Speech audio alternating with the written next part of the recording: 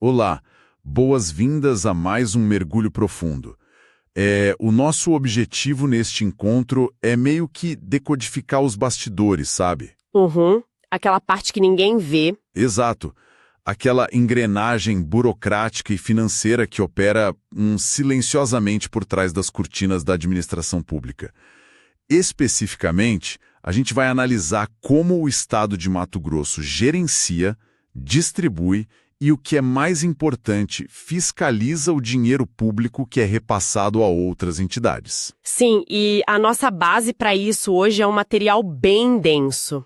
A nossa fonte principal hoje é a Instrução Normativa Conjunta CEPLAN-CEFASE-CGE número 001 de 2015. Claro, já com as suas consolidações posteriores. Para quem acompanha o dia a dia da gestão pública, é sabido que esse tipo de documento dita as regras do jogo. É praticamente a lei ali na prática. Com certeza. É um manual de conformidade extremamente detalhado, criado pelas Secretarias de Planejamento, de Fazenda, junto com a Controladoria Geral do Estado. E, além do texto da norma em si, a gente também teve acesso a um documento em anexo chamado Descentralização de Recursos Anexos.pdf. Que é onde a mágica acontece, né? Pois é. É o arquivo que traz todos os formulários práticos que fazem essa máquina inteira girar. Então, bom, vamos destrinchar isso por partes. Vamos lá. Porque ler uma instrução normativa dessa magnitude, tipo com quase 100 artigos, pode parecer só um exercício de paciência com o juridiquês, né? Sim. Mas a nossa missão aqui é traduzir isso. Exatamente. À primeira vista, é um documento legal super denso, cheio de incisos, alíneas, aqueles parágrafos super técnicos. Mas a gente não pode olhar para esse texto como um simples amontoado de regras chatas. O que é fascinante aqui é que a burocracia, que é frequentemente vista como um atraso de vida ou uma montanha de papelada inútil, é, na verdade, um sistema de design complexo. Um design focado em proteção, certo? Exato. Voltado inteiramente para a proteção do erário, do dinheiro público. Cada regra ali, cada carimbo exigido, cada trava no sistema, nasceu muito provavelmente porque, no passado, alguma brecha foi explorada. Então, a instrução normativa é, na real, uma resposta evolutiva para neutralizar vulnerabilidades. Entendi. Encarando assim, fica até empolgante. Bom, a melhor forma de entender esse documento é encará-lo como um manual de instruções do cofre do Estado.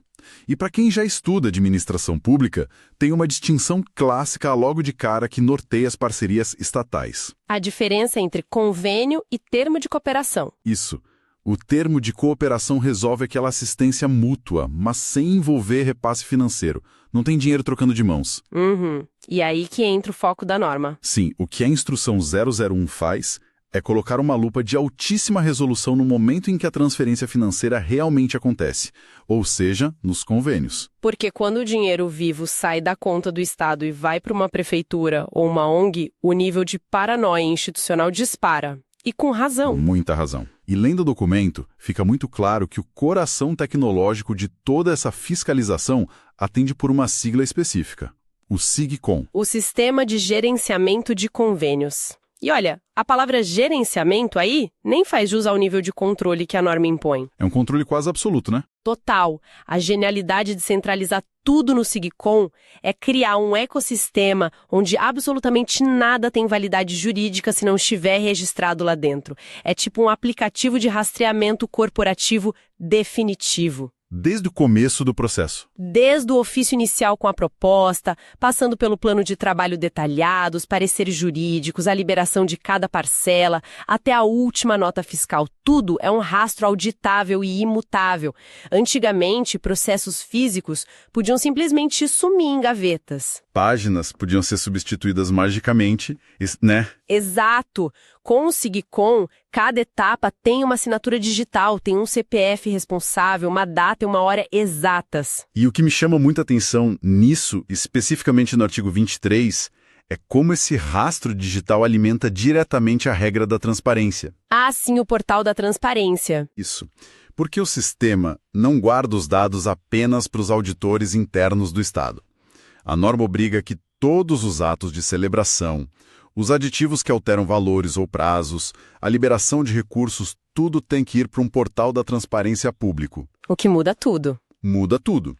Na prática, o Estado está municiando não apenas os órgãos de controle, mas a imprensa, a oposição política lá no município e os cidadãos comuns. Todo mundo com dados em tempo real. Para quem está ouvindo a gente e se pergunta por que isso importa, é porque mostra que o repasse de verbas não é um cheque em branco. É um casamento, com regras estritas de convivência. E essa é uma camada de controle social poderosíssima. Ao dar publicidade a cada etapa via portal, a instrução normativa basicamente pulveriza a fiscalização. A sociedade inteira pode vigiar. Mas claro, antes mesmo de um único centavo aparecer nesse portal, a entidade que está pedindo o recurso precisa sobreviver a um filtro inicial. Que é, para dizer o mínimo, implacável. O famoso processo de habilitação. É uma verdadeira maratona de certidões. Não basta você ter um projeto excelente com mérito social lindo. O artigo 4º detalha que a entidade, que eles chamam de conveniente, precisa provar que existe de forma absolutamente regular para conseguir a habilitação plena. E pelo volume de exigências, dá para ver que o Estado parte da premissa da desconfiança total. Total. É preciso apresentar regularidade fiscal com a Receita Federal, com a Fazenda Estadual, provar que não há dívida ativa. O FGTS e o INSS dos funcionários da ONG ou da Prefeitura têm que estar rigorosamente em dia.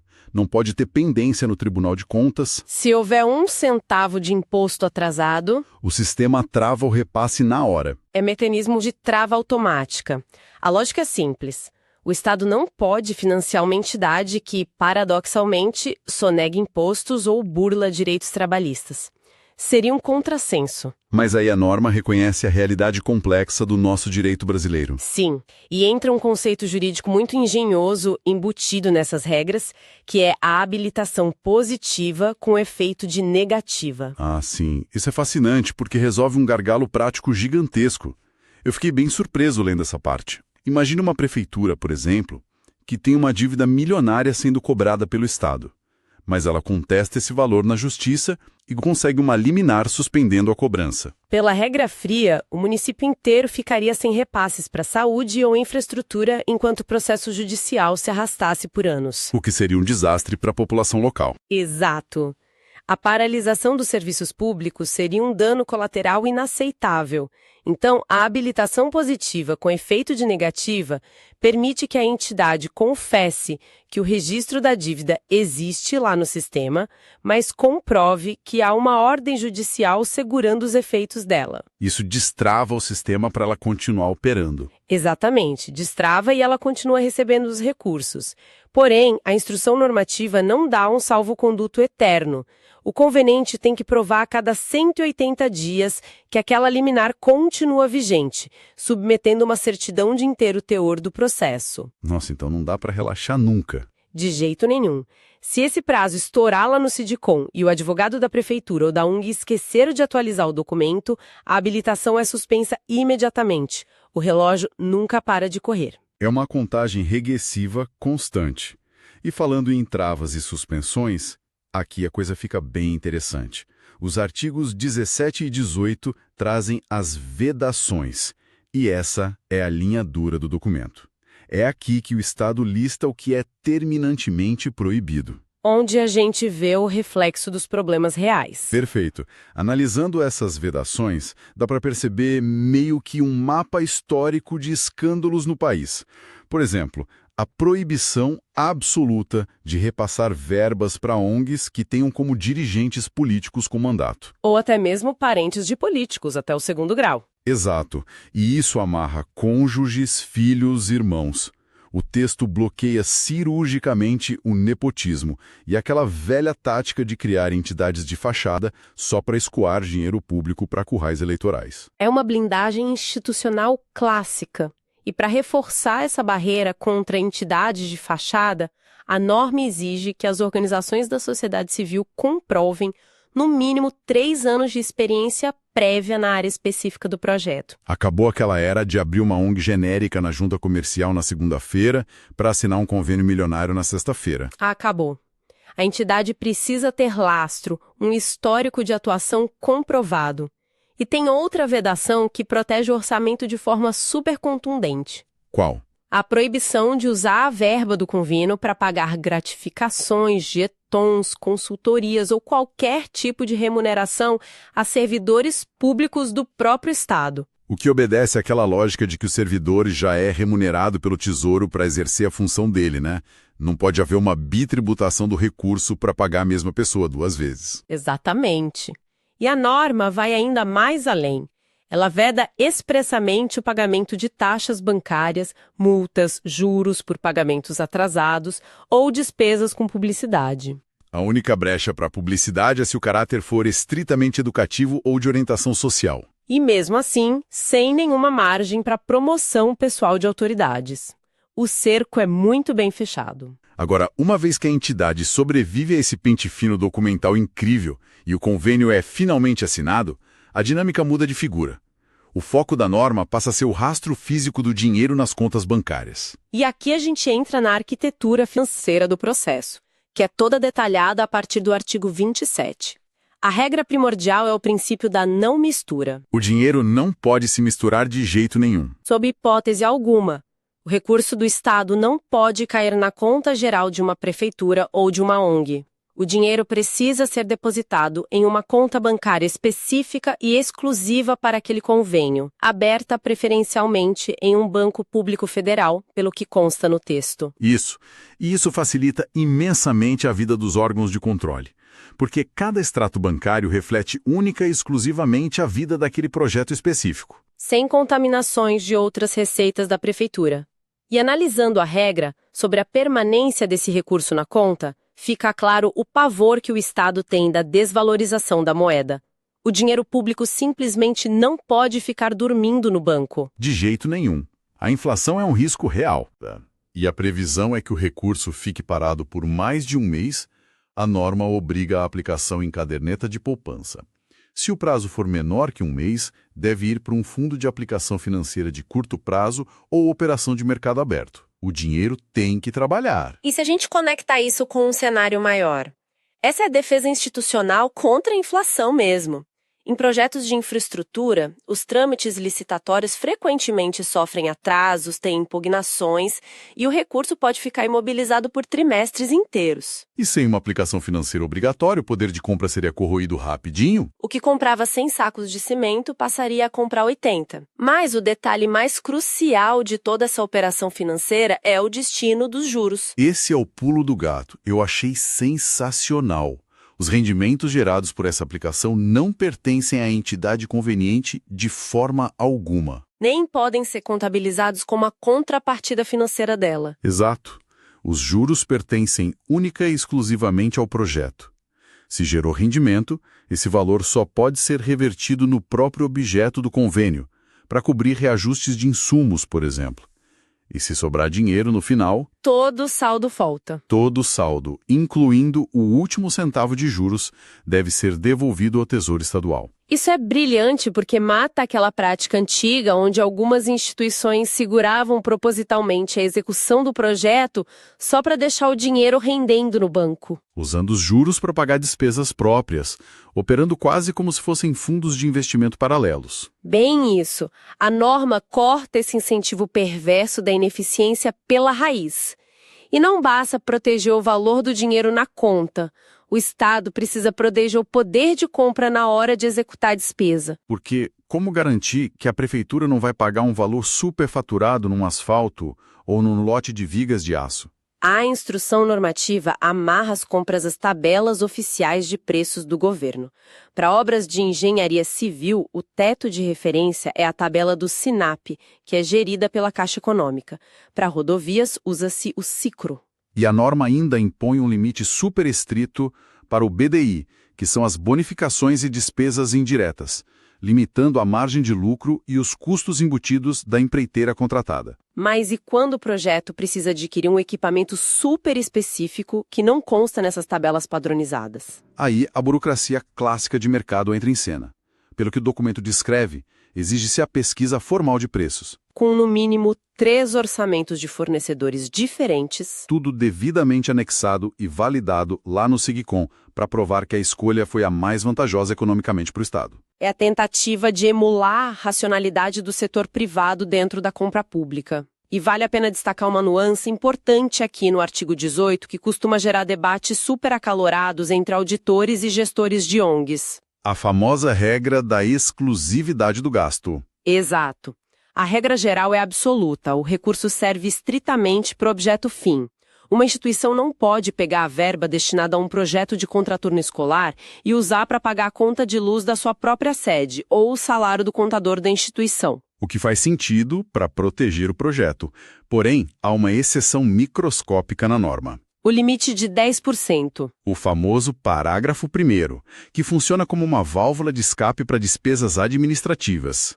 Mas não é para todo mundo, certo? Não, de forma alguma. O documento restringe essa flexibilização para entidades privadas, voltadas especificamente para a saúde, educação, assistência social, pesquisa ou ensino. Só essas áreas. E elas podem utilizar até 10% do valor do convênio para essas despesas operacionais indiretas, tipo internet, aluguel, luz. Mas o nível de exigência para aprovar isso mostra que não é nem de longe um cheque em branco.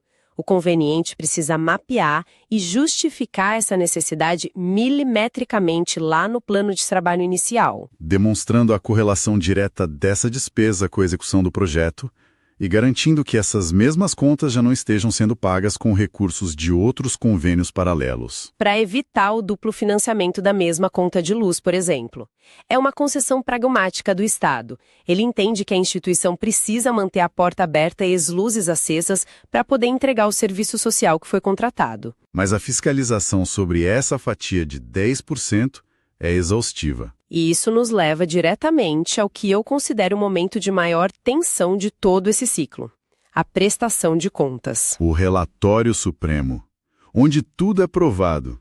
E a lógica adotada pelo Estado não é a de um pagamento adiantado integral. Ele não solta o dinheiro todo de uma vez.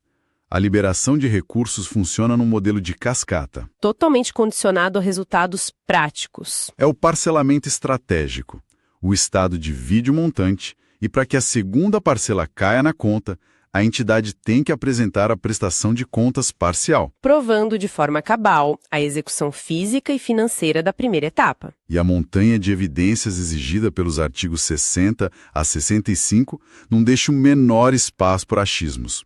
O negócio é muito detalhado. Eles exigem extratos bancários conciliados, cópias de todos os processos licitatórios, contratos firmados, notas fiscais eletrônicas e os comprovantes de transferência bancária que casem exatamente, centavo por centavo, com os valores das notas fiscais emitidas. E tem um detalhe crítico no caso de obras de engenharia que historicamente concentram os maiores riscos de desvio de verba no Brasil.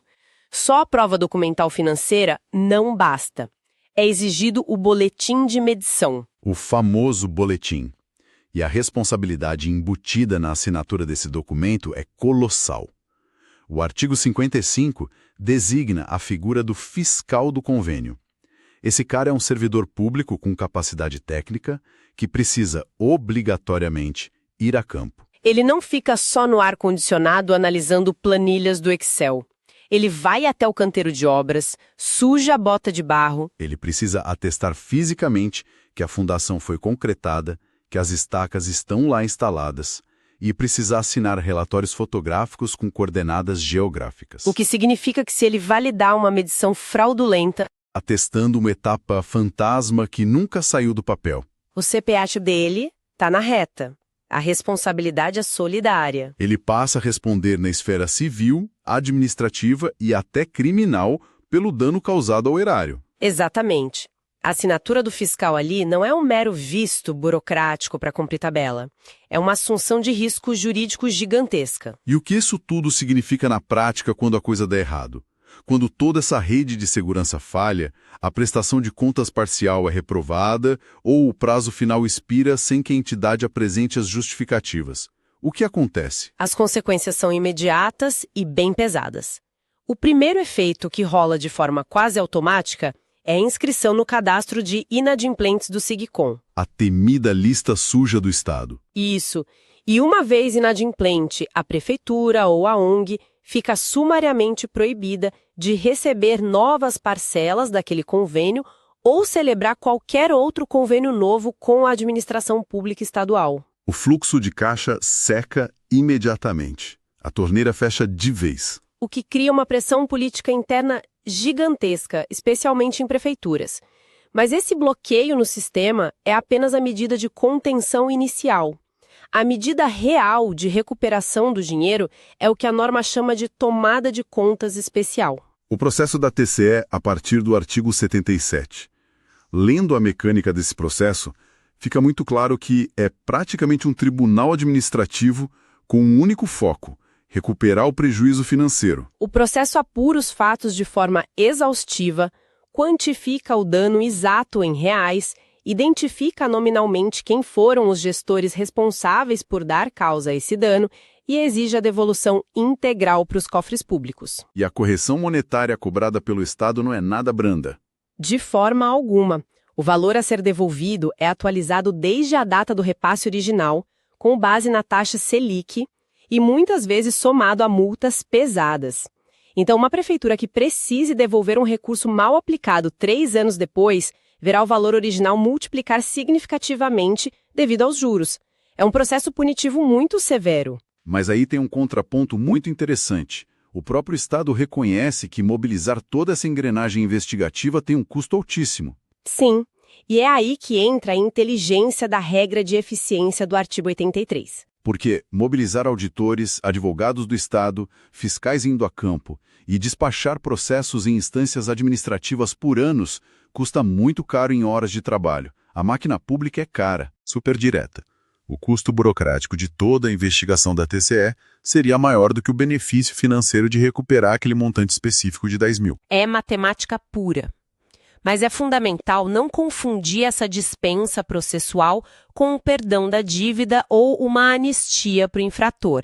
A infração continua existindo. O Estado não esquece. Não mesmo. O que o Estado faz é uma triagem administrativa de custos.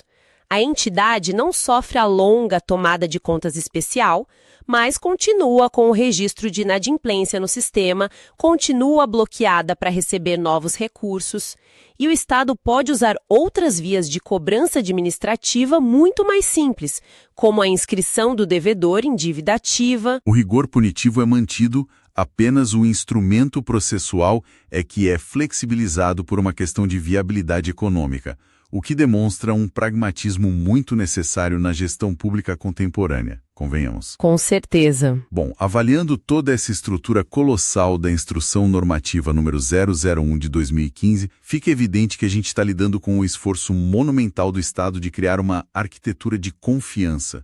Toda essa densidade de regras, as exigências quase infinitas de certidões, as amarras digitais do SIGCOM, os limites do BDI, bloqueio de contas. Tudo isso forma uma teia incrivelmente complexa. Mas é o preço exigido para que a transferência de recursos deixe de ser um ato de fé cega e passe a ser um processo baseado em evidências documentais e matemáticas. É a tentativa constante de garantir que a verba originada do nosso imposto não se perca no meio do caminho, em corrupção ou ineficiência, e se concretize de verdade em infraestrutura, saúde e educação para a ponta da linha. Sem dúvida. É a materialização absoluta do controle interno. E toda essa discussão nossa sobre rastreabilidade digital e controle sistêmico levanta uma questão bem importante, quase um paradoxo, quando a gente olha para as disposições finais da norma.